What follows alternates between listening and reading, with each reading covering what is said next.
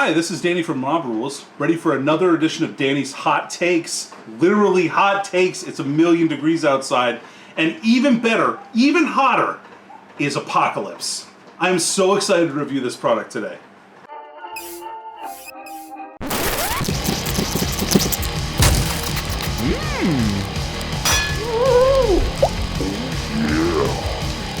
So let's dig in. So we have the Apocalypse Field Manual. Let's talk about that for a second. Dude, I'm so excited, Danny. It's literally palpable today. I can't taste my taste buds anymore right now because I'm so excited. Yeah, it's totally not because of any other reason. All right, so one of the cool things about Apocalypse in this edition that they've done is they've marketed the box to be like a pack of vortex missiles, and the rule book is a field manual for vortex missiles. Actually, on the back they have a rad diagram of said vortex missile. Nice. So, hey, quick question, Danny. Yo. What exactly is Apocalypse? Oh yeah, good question, Dave. So Apocalypse is about playing mass games mass games of Apocalypse, mass battles with the miniatures that you have from your 40K collection. So everything translates across money word for word, point for point? No, not particularly. So the rules are different than 40K. They have to make sure that you can finish the game in a reasonable amount of time. Right. And that's always been one of the pitfalls of Apocalypse, unless you're highly organized, is getting that perfect amount of time to play a game in. Nobody wants to spend like 4 days. Well, some people probably do, but most people don't want to spend 4 days playing one giant game of Warhammer. And this speeds up the game. They borrowed a lot of concepts from previous editions of other games, like Epic. Epic was one of my favorite games. Me too. I am so excited that Apocalypse, I can play kind of Epic in 28mm, which is so cool. So is it okay if I custom make some square bases for my intercessors then, so that I can get the 5 pattern, like the 5 on the die? Sure, if you want to, loser. Oh. Yeah. Well, anyway. I can't wait for you to tell me how to play this game now. But for real, Dave, you totally can do that, as long as your models are all within a half inch of each other. But we'll go over some of the rules a little bit later. Awesome. All right, so let's open up the Apocalypse Rulebook here. We're going to skip past. Obviously, they've got some great flavor shots of some of the Studio 40K armies in here, and some fluff in the start. But we're going to skip past that for right now and move right into the meat of this, which is the rules for Apocalypse. I love meat. Yes, you do. The rules for Apocalypse are pretty simple. The main rules of the game really only take up about 10 pages worth of rules, roughly, give or take a couple of pages. In Apocalypse, markers are extremely important. So with the Apocalypse game, Games Workshop has given us 6 different sheets of tokens, because these tokens are super important for marking who's activated, what orders you give into a particular detachment, and we'll go over that in a minute, as well as blast markers and wounded tokens. All right. The other thing that I really like about these is they've given you little arrows next to the tokens so that you can point towards the unit that this is affected by, so you know which tokens are assigned to which unit. Dude, that was a serious pitfall of Kill Team. Oh, yeah. In my for sure. opinion. Yeah. I love Kill Team. Yeah, everybody does. But it was like, shoot, was this... These two guys are standing next to each other. These tokens are... oh, no.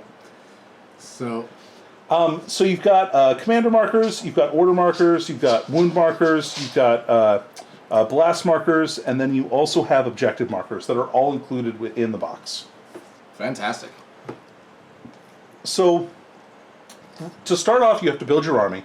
We'll go over the army construction rules there in a later section of the game, but you can find all the data sheets. They give you army construction rules in this? Oh yeah, sure. That's fantastic. I mean, well, it'd be hard to build your army without them. In this book, how did they manage to get the build instructions for every single model they make? Dave, it's for the gameplay, not for your modeling. Crap. Okay, never mind. Okay, right. Moving on. So you build your army in a very similar way to 40K using detachments. Now, these detachments are very interesting because you don't just activate and move a unit. You activate and move and shoot and everything, an entire detachment all at once. Really? Yeah. So that kind of speeds up the game, and you're going to roll less dice, which we'll go over. You're going to move everybody at the same time, and you're going to pre-assign orders at the start of the turn. But we'll go over all that stuff. Basically, All you need for your standard game is included with the models that you have, the rules that you can find online, and the items that you can find in your in the Apocalypse box, which you'll need to play. Awesome. So, one thing that I found it was interesting. Now Apocalypse doesn't use points. Everything is based on power level. Now, power level. And power level is a totally fine way to play. Oh, it totally is. Yeah. We did that with Urban Conquest. It was great. It was fun, and it was super easy, right? Now, in Apocalypse, generally speaking, they recommend that if you're going to play with anything less than 300 power level, that you just play 40k instead, because the Apocalypse rules don't necessarily lend themselves to that, which is fine. And they have kind of a chart of power level, and then the recommended battlefield size, and then also a length of time that it's going to take. So a 300 power level game, which is roughly 3 times the size of a normal game of 40k, like a 2,000 point game of 40k, is played on a 6x6 table and takes about 3 hours. So roughly the same amount of time as a regular game of 40k. Yeah, that sounds pretty awesome. That's a huge amount of models. That's because the power levels in Apocalypse roughly usually translate to their 40k counterparts, with a few exceptions. So there are also terrain rules, and every detachment is going to have a warlord. Now, that warlord doesn't get necessarily a warlord trait, but you're going to pick a war master on your side, and they'll get a warlord trait. So that's kind of like not a warlord trait, a war master trait. So I can bring out my Sons of Horus and use Horus and as an actual war master. Yeah. Sure. Yeah. Nice. Well, I mean they don't have rules for 30k, but maybe at some point they will. Well, maybe I'll just run him as guy in Terminator armor. Yeah, sure, or Abaddon or something. Right. I want to run him as somebody good. All right. So the very first part of your turn is your initiative phase. Now, one unique thing about this game is instead of an I go you go system, Apocalypse is alternating activations. So you're gonna activate the detachment, move it, shoot it, do everything. Then your opponent is going to activate their next detachment and do the same thing. Now, one of the things to prevent your entire army from just getting wiped off the board and losing is damage isn't assigned to units until the very end of the game. So you're going to get to shoot at least once with everything. Or sorry, end of the turn. My bad. Okay. Sorry. Yes, end of the game would be a little ridiculous. What? How is it end in 3 hours? Time. It just does. At 3 hours, the game is over. Got it. Well, I guess that's one way of doing it. Yeah. All right. So at the end of a phase. No, at the end of a turn. At the end of a turn, it assigns the damage. Right. Oh, that's pretty interesting. Yeah, and that's very similar to the way the Epic used to play. Because I would 100% get my army wiped off the board before I got a chance. At least you get a chance to wipe your opponent's army off the table as well, Dave. You very probably not though. Yeah, thanks. So, so after you roll for initiative, so each player rolls a d12, and then that determines who gets to activate the first attachment. The person gets to decide. So then the order phase is the next phase of the game. So you basically will mark out who you're setting command tokens to. So you get to assign orders to the units in your army or detachments. And so the order tokens, you can see here, there's several different ones. So this one is for the assault order, the big red polygon tokens here. We also have orders for aimed fire and advance. So those are the 3 different orders that you can choose from, and those all do different things. So the nice thing is all of these have the same backing, so you assign them in secret to your units, so your opponent doesn't know what you're doing. That's really cool. Yep. And then after you do that, you'll set up your reinforcements. So if you have units that set up in tactical reserve, you can set them up on the table. There's various different things, you can deep strike in. That's a generic special rule that they have as well. So there's an actual deep strike rule in 40k again. Nice. And then you generate your command assets. So one of the really interesting things about this game is at the start of the game, you're going to end up with a deck of 30 cards. Now these 30 cards, and Apocalypse comes with over 300 of these cards. Wow. There's a bunch of faction-specific ones, and then there's some generic ones as well. So you get to assign 30 cards, and that's your deck for the game. After you go through the deck, I think that you get to reshuffle it. Yeah, you shuffle your discard pile back up, and you get to draw more cards. So these are cards you get to actually use during your turn to enhance your army? Absolutely. So these are the stratagems of the game. Oh, nice. I will never use those. All yeah, right, probably not. So you get 10 of those every turn, and you get to draw back up to 10 if you're ever below 10 at the start of the turn. So 10 in your hand, 30. Yeah, you shuffle fast. Yeah, you're going to go through them pretty quickly. Okay. So, oh, sorry. When I said that you get to assign orders, you actually mark out of command units. So if you have a unit that's outside 12 inches of a detachment's warlord, they're out of command, so they won't be affected by the warlord's order. So the orders are going to be the advance, the aimed fire, and the assault. There is no way Space Marines will ever be out of 12 inches. So I'm False. fine with that. The advance token, what that lets you do is you get to move, and then you get to either make a shoot or a fight action if you're in combat. Okay. So fight being in close combat, shoot of course being shooting, and then aimed fire, you get to re-roll. You get to add ones to hit if you assign that for the shooting phase. However, you have to subtract one to hit in melee. So if you wait on a unit that has aimed fire and your opponent gets into melee with you with one of their units, then you're -1 to hit in close combat. It's a lot like the first strike chip in Kill Team. Yeah, it's very similar to that. You want to make them go first to get the bonus. Otherwise, absolutely. Otherwise, you can get. Otherwise, your shooting unit can get warlorded. So heck yeah. All right, and then finally, there's assault, and assault lets you make a double move and then fight. So there is no actual charging then. Nope. In the sense of charging, you just move your full distance, and if you get there within X of somebody, you get to punch them in the face. Exactly. That's kind of neat. Yeah. That is very neat. So and like if you have a super heavy vehicle, and they get the aimed fire or advance order, they can both shoot and fight. Because they're big and they get to do multiple things. So like a Bobby G gets to just wreck face then. I don't think. Oh wait, did you say super heavy vehicle or should be super heavy in general? Super heavy unit. Okay. I haven't looked at Bobby G's data sheet, so I'm not sure what exactly he falls under. He could be super heavy. He very well might be. Why are people even watching this video, Danny? If you can't answer that simple Bobby G question. Sorry, Dave. I didn't look at all the units in the freaking game. You obviously didn't look at the best one. So. Well, that's debatable. All right, so then you move on to the action phase, and this is where you alternate activating units and flipping over your orders to see what they do.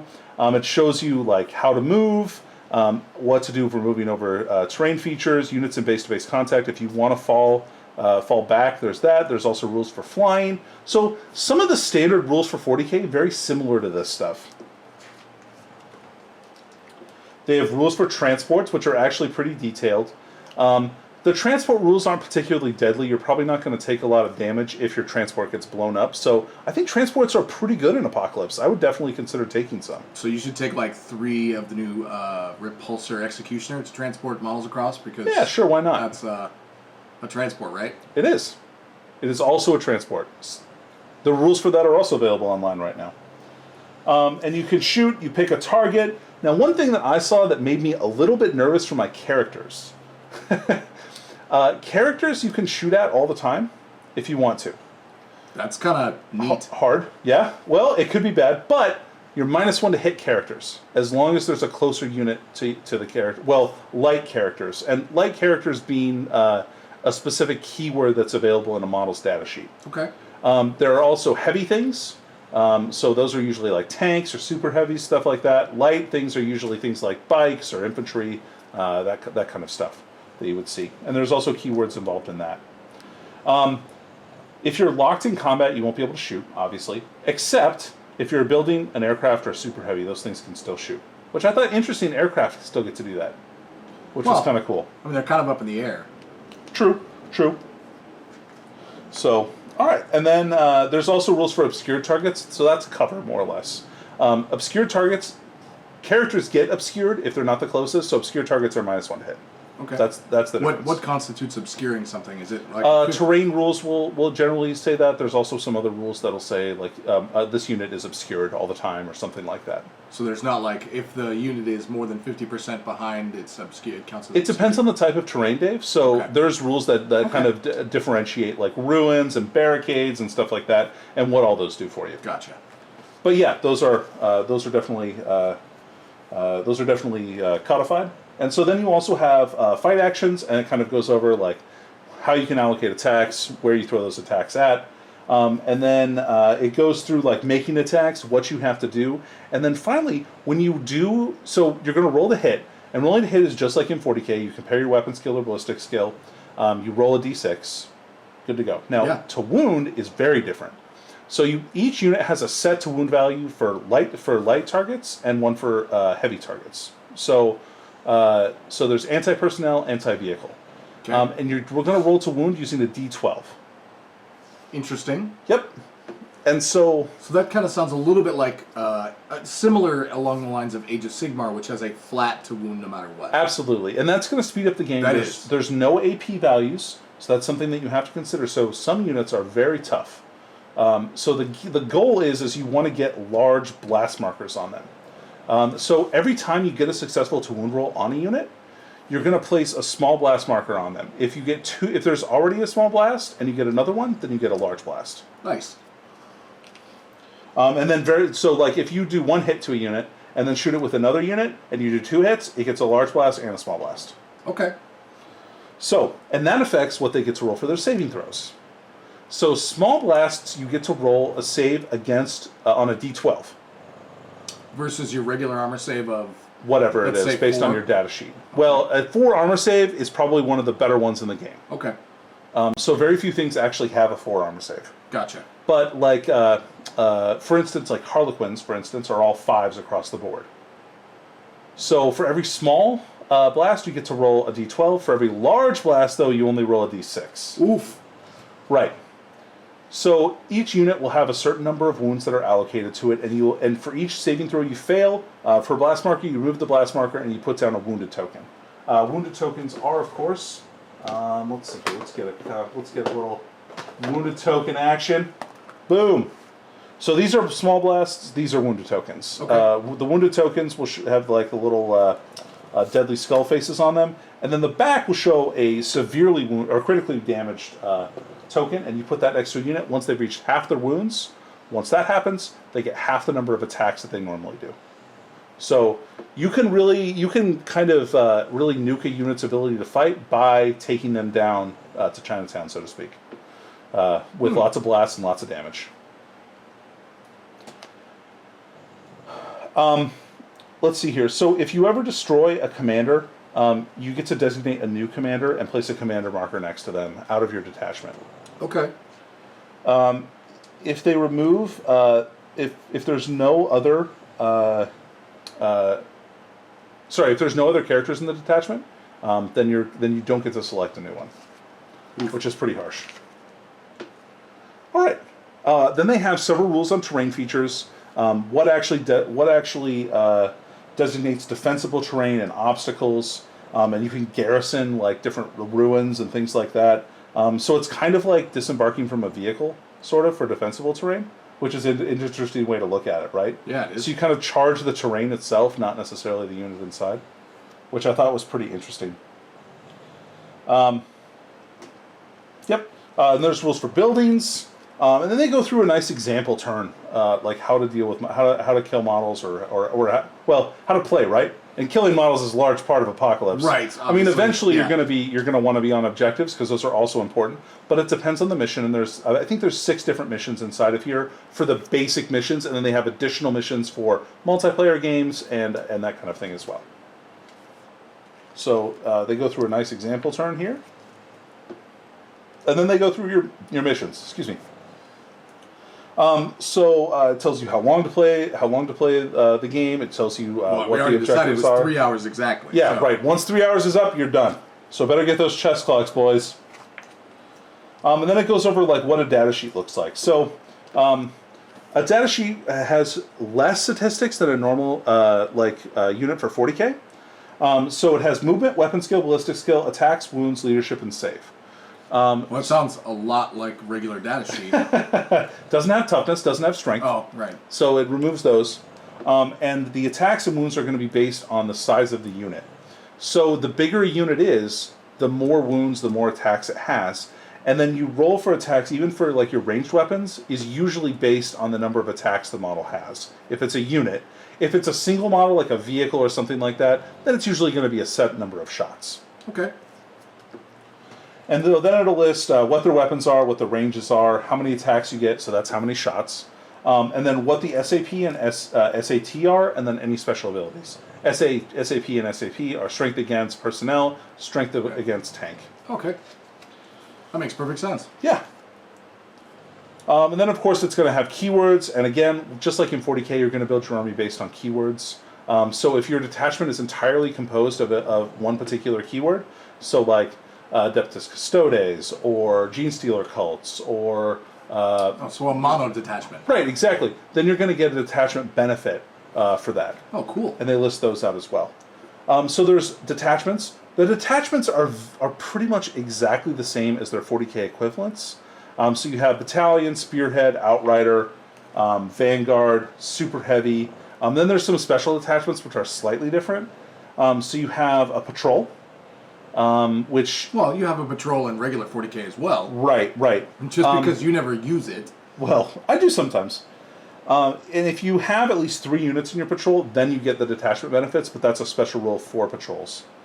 And then there's also an air wing, which only has to have 1 flyer. But if you have 3 flyers, then it gets attachment benefits, which I thought was cool. Come on, Danny. Nobody has 3 Thunderhawks, okay? That's just not going to happen. Well, that's a super heavy detachment. Oh. Okay. Because Thunderhawks are super heavy, Dave. Did you know that? I maintain that still, nobody has 3 of them. Regardless. Those are you know what? fighting words, Prove me sir. wrong. If you've got this far through this video and you have 3 Thunderhawks, Yeah, send us a picture, please. Send me a picture and you giving me the bird. Dave needs some things to look at. Send me a in his picture spare of you time giving me the Thunderhawk. during his private meditation hour. All right, so Supreme Command Detachment. That's if you take this, and it lets you take a bunch of HQs, which is great. You have to take your War Master from the Supreme Command Detachment. That makes sense. Which makes total sense. All right, then it has rules for campaigns, multiplayer battles, has rules for your common abilities like Deep Strike, Ignore Damage, which is like Feel No Pain. Basically, that's what it's called in Apocalypse. Inferno weapons are flamer weapons that auto hit, right? Okay. They have things like infiltrators, sniper, rapid fire, stealth, all that stuff. And it's all very much simplified compared to some of the 40k stuff. So, like, for instance... Simplified is better sometimes. I don't disagree, and especially if you're going to play a game that involves hundreds of models, it's a good idea to simplify a lot of your things. No, I'm going to play Custodes, so it's still 12 models. Fair enough, Dave, fair enough. So, like, for instance, stealth is -1 to hit, which I thought was cool. They just give it a name like that. That's pretty good. Sniper lets you add 2 to hit rolls against characters. Ooh. So basically, you get to ignore the -1 to hit, and then get also get +1. That's pretty good. So which is pretty darn good. Yep. So that's that. And then there's faction abilities. So the faction abilities aren't in the PDFs that you can download. The faction abilities are only available in this book. So run out and buy the box as soon as you can. Pre-order it today, actually. Exactly. Yeah, it goes out for pre-order just today. So each faction has its own. Basically, each codex has its own. Well, like it should. I mean. What's your favorite so far, and why is it Space Marines? So it's definitely not Space Marines, because Space Marines are just hot garbage. Well, maybe Heretic Astartes are pretty cool. I don't know. They're pretty cool. So Space Marines get to reroll morale tests for Space Marines, which is really cool. Well, that's pretty standard Space Marines. Yeah. Do they get anything extra, like different chapter tactics at all? No. Nobody gets any extra This chapter game is tactics. BS. I'm out. All of your extra all your extra chapter tactics type of abilities are all implemented within the special cards that you get, the tactical cards. Oh, okay. So you'll be able to implement those, but probably only once or twice per game. All right. So one thing that I did. Iron Hands then? You can be Iron Hands, and Iron Hands have 2.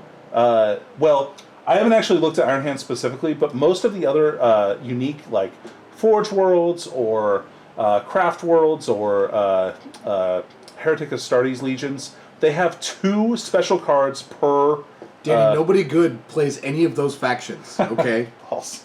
All right.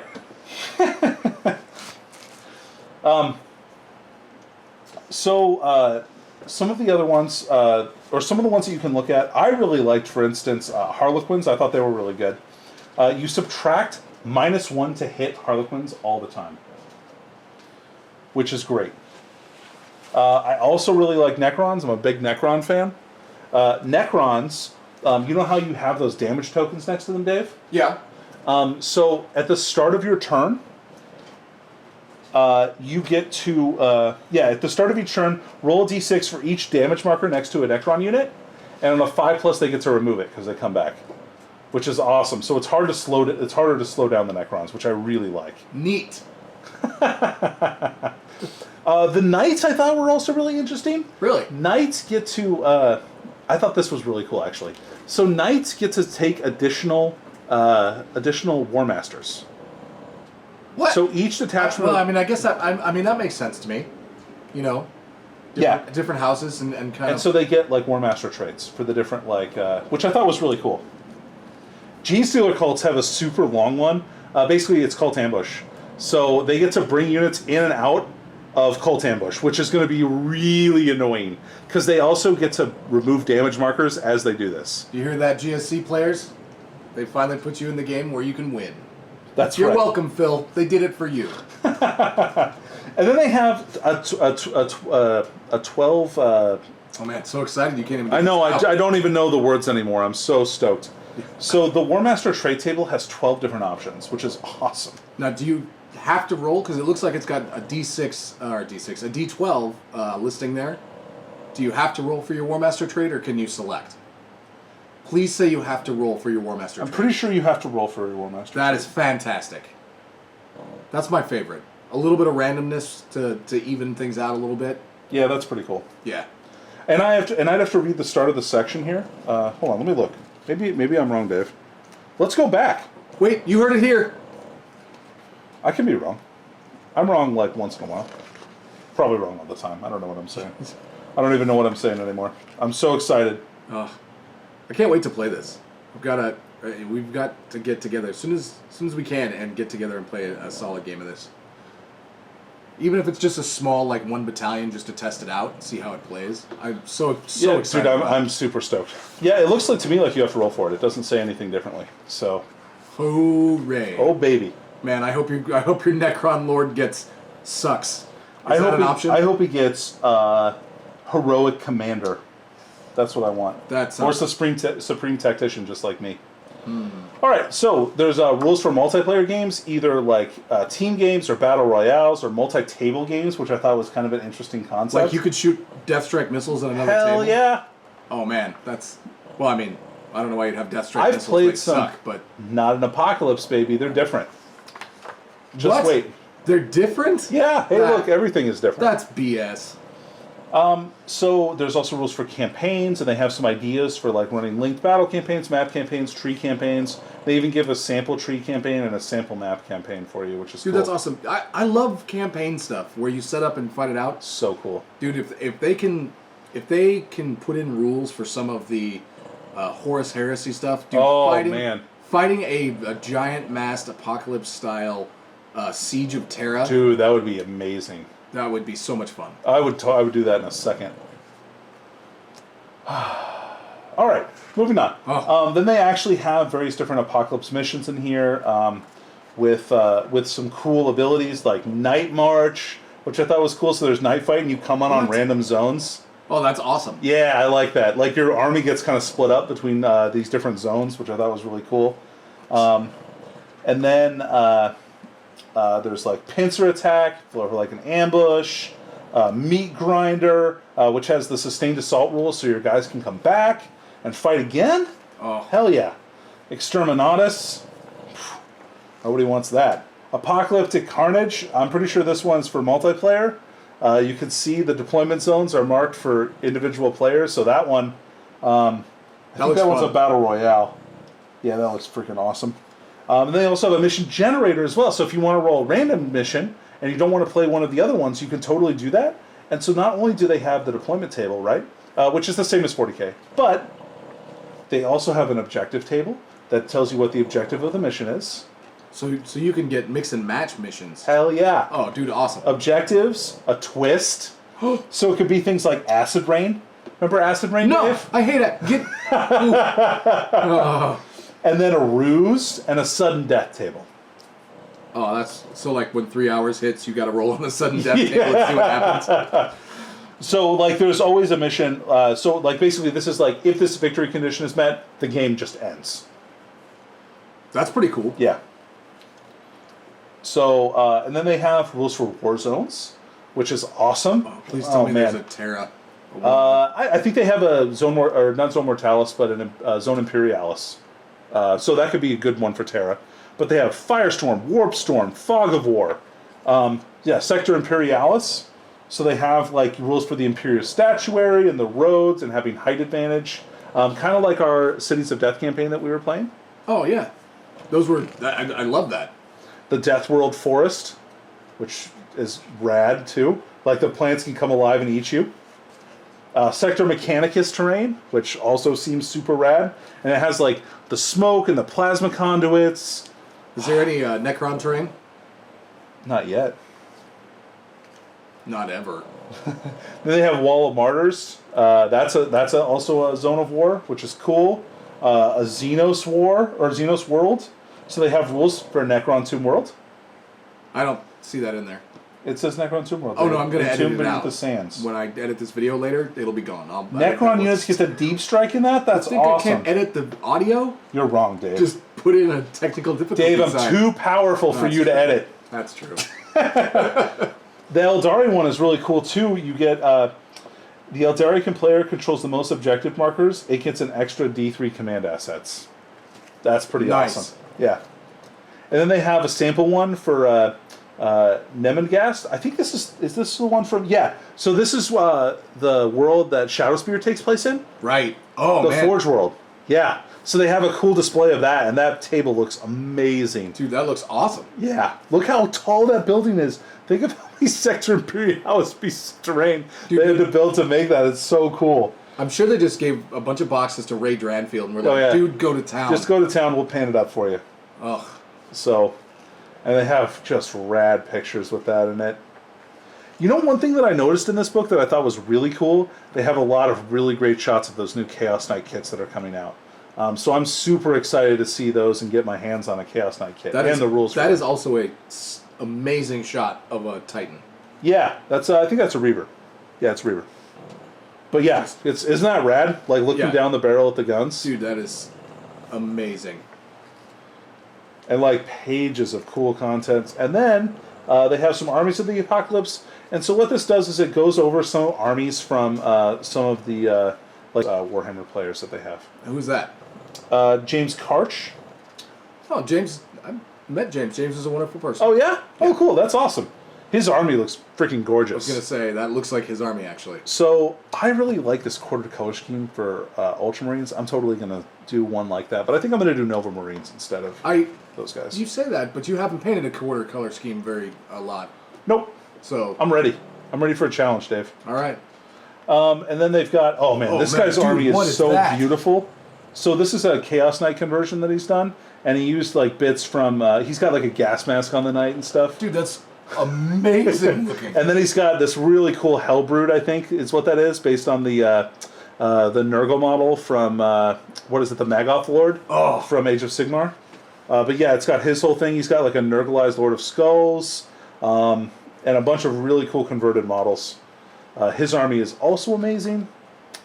A beautiful Goths orc army. Black and white, really, really, really sharp looking.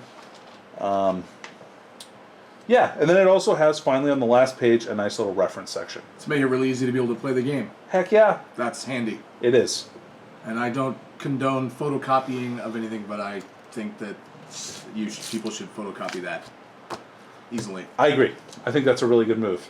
There is not like a little cheat sheet in Apocalypse, so I think that might be a good one to do that. They might even have a little thing at the end saying that you can do that. But you should check that out. That's definitely something that I would try and have like a quick reference for. Yeah, that would be good. Like a couple laminated sheets for you and your buddies to make it easier to play really fast. Absolutely. And that's the name of the game, right? The whole reason that they came out with Apocalypse is so that you can play with all of your models and do it in a reasonable amount of time. So that is so awesome. Well, I mean, I can't because they're all different factions. Good. You can do that as long as they all share Imperium. Not good. Well, they don't. Oh, okay. And you can't either. as I'm looking at your table right now, it's Nids, Krons, and... hey man, they're all Xenos. I've got some orcs. I've got some Nurglings over here. Is Xenos a keyword in this? Because if so, that is some BS. Dave, your mom's a keyword. Thank you. Yeah. So nice of you. I know. She's a special lady. I have to admit, I do wish there was a 3-hour exactly timer in this box now. Like an egg timer with that? But just a really loud, annoying "Hooga!" And that's game. Call it. So one of the things I kind of wanted to go over really quick before we sign off here is I wanted to look at some of the command asset cards. So we're going to briefly go over some of these. I'm not going to go through every single one of these because there's like I said, there's 300 in this box. In addition to that, they're selling an extra 100 card pack at release as well. Wow. So I highly recommend getting that because that'll be even more cards that you can use for your games. That's a lot and awesome sounding. Yep. So do you have just a couple favorites you want to go over really fast to hype people up? So they have Plan Generations in the Making, which, as everybody knows, is one of the Gene Stealer cult's most notorious stratagems. So notorious. So you roll a d12 when your opponent uses. You have to have units of Cult of the Four-Armed Emperor. You roll a d12 on a 4+. You get to ignore one of their command assets. You get to cancel it out. Which I thought was super cool. There's one this is a generic one, Deny the Witch. So this is one that you can use to cancel enemy psychic powers. Do you have to have a librarian in order to use it? Nope. It's just a command asset. So all the psychic powers in this game are command assets. Okay. So you'll have to use them, like Smite is one, and then each faction if they have Psychers, will have some other ones as well. Okay. That's pretty awesome, actually. They've got Orbital Strike, Vortex Grenade, and everybody loves Vortex Grenade, right, Dave? When you select one enemy unit within 6 inches of a light warlord from your army, roll 3d12s for each result of a 6+. Place one blast marker next to that enemy unit. So you get to target an enemy unit within 6 of a light warlord. 3d12 on 4+, on a 6+, it's a blast marker. That's awesome. That's a really good equalizer right there, right? Not a fan. All right, so one of the other ones I wanted to go over is Surly as a Squigoth, which is a snakebite one. These names are so great, Dude, man. Somebody had a blast writing this stuff totally. up. So with these faction-specific ones as well, like if they're for a particular clan, like this one is only for snakebites, right? Okay. If you don't have any snakebites, but you still have this in your deck, you can use it for another purpose. What the snakebite does is it lets you select one snakebite unit in your army that has at least one damage marker next to it. Until the end of the turn, that unit ignores the penalties for being critically injured, and you add 2 to the unit's attack characteristic. So units don't have a lot of attacks usually, so this is a big freaking deal. You can do a lot of damage with this particular ability, especially if something that you have is critically injured. Or, alternatively, if this command asset can be used after making a 2-wound roll for an attack made by an Orcs unit in your army, when used, reroll the 2-wound roll. So it can be used like a command reroll for 2-wound rolls. That's kind of cool. Yeah. Let's see here. What are some of the other ones I wanted to look at? I wanted to look at one of the Necron ones. I love the name of this one, by the way. The Necrons have a Satan power called Antimatter Meteor, which is awesome, because that's one of the Satan powers, right? You can only put it in your army if you have a Satan shard in your army. So you can't put it in your deck otherwise. Well, you can. It's just a dead card then. You know what I mean? No, there's a rule. It says you can only include this command asset in your deck if your army contains at least one Satan shard. Oh, okay. This command asset can be used in the action phase. When used, select one Satan shard from your army. If that Satan shard is Titanic, roll 1d12. Otherwise, roll 1d6. In either case, on a 2 through 4, place one blast marker next to the closest enemy unit. On a 5 through 7, place 2 next to the closest enemy unit. On an 8 through 10, plus 3. And on a 12 or 11 plus, place 4 blast markers next to the closest enemy unit. Jesus. That's a lot. That's a lot of blast markers. So that's automatically 2 big blasts. Oof. Oh, that's going to be brutal. And then finally, the other one I wanted to talk about. Oh, no, here he is. So my Necrons are all painted in their Nihilak scheme. Like, that's my jam. So they have one, and they're surly. They're kind of get off my lawn Necrons, right? Yeah, like you do. Yeah, so there's one of my wraiths right there. Thanks, Dave. You're welcome. I want to show off your awesome paint job. Thank you. So Nihilak has to reclaim a lost empire. This command asset can be used in any phase. When used, select one detachment for your armies that's led by a Nihilak commander. Until the end of the turn, Nihilak units in that detachment have the objective secured ability. So even if you have like super heavies or a bunch of other units, you can take those objectives away from your opponent and make sure that you're gonna hold on to them. As long as somebody else doesn't also have something similar. Right. Hopefully, something does. Or if you don't want to use it for that, you can also just use it to reroll a wound roll, which is nice. Get another. I like these. So it's really versatile. Yeah. I like these dual use. So almost all of like the Dynasty or Craft World or like one of the specific powers for a Yandon or Elthway or for Nihilak or Sautek or whatever, whatever High Fleet, all of those ones give the secondary ability of letting you reroll a wound roll, which is awesome. That's pretty nice, actually. Yeah. So again, I'm not going to read all the cards because that would take like a year and nobody has time for that. Well, I mean, some people do, but we don't have time for that. Let's put it that way. We're busy men. And we're too excited about Apocalypse. I don't want to read a bunch of cards. I want to play the game. So we should definitely get together this weekend and play. Heck yeah, I'm into it. All right. Well, I've been Dave. I've been Danny. And this has been like Apocalypse hype. I know you guys have been watching video stuff. I'm seeing all the Warhammer community stuff. They're doing some great stuff over there. Oh, yeah. But, sometimes in the writing, you just don't get the feel my God. Of two people that are absolutely and utterly excited. Hopefully you got from this. I am so excited, dude. I'm so pumped. I'm ready to play. Like, I could not be more stoked about this, to be honest. Like, this is by far the coolest way to play in my mind. Like, I really love competitive 40K, but I love big narrative games too, and this is a way that you can do it that doesn't take like 12 hours. So that fits my busy schedule just fine. Yeah, no kidding. That's the thing that kept me away from Apocalypse every single time. Every time there was a game, it was like, hey, do you want to play Apocalypse? And I was like, dude, I ain't got a weekend to lose to this. I've got kids. Yeah. And yeah, that's what I said. Sure. I want to spend time with my kids. Or I want to watch a movie. Without my kids. Right. Yeah. So this has been our review of Apocalypse. If you like this video, subscribe to our YouTube channel or like us on Facebook, or subscribe to our podcast as well. Which is Mob Rules. Mm-hmm. We record every other week on Saturday, and that's when it comes out. Yep. And you should listen to it. Or watch our videos, and like our Facebook posts. Or don't do any of those things, because we do this literally for the fun of it. And if you guys like it, great. Yeah, that's even better. Yeah. If you want to get your hands on a sticker like Jeff here, all you got to do is run into one of us at a major convention. The next major convention you could run into one of us at is actually the Midnight Sun GT in Palmer, Alaska. For sure. Tickets are still available. Come on up. Shake our hands. Actually, we'll be more confused if you show up to the Alaska Midnight Sun GT. But I will still give you a sticker, and so will Danny. Totally. Don't shake Dave's hand, though. That's a recipe for disaster. Nobody. Anyway, and I'll be down in at the SoCal Open as well this year. So I'll be making it to that. So if you see me there, I'll be wearing a Mob Rules t-shirt. Say what's up, and I'll be happy to give you a Jeff the Custodian sticker. Yep. So again, I've been Danny, and this is Dave. I've been Dave. And that's Fred. Yep. If you hear snoring, that's my dog. You guys have a great day. Yep.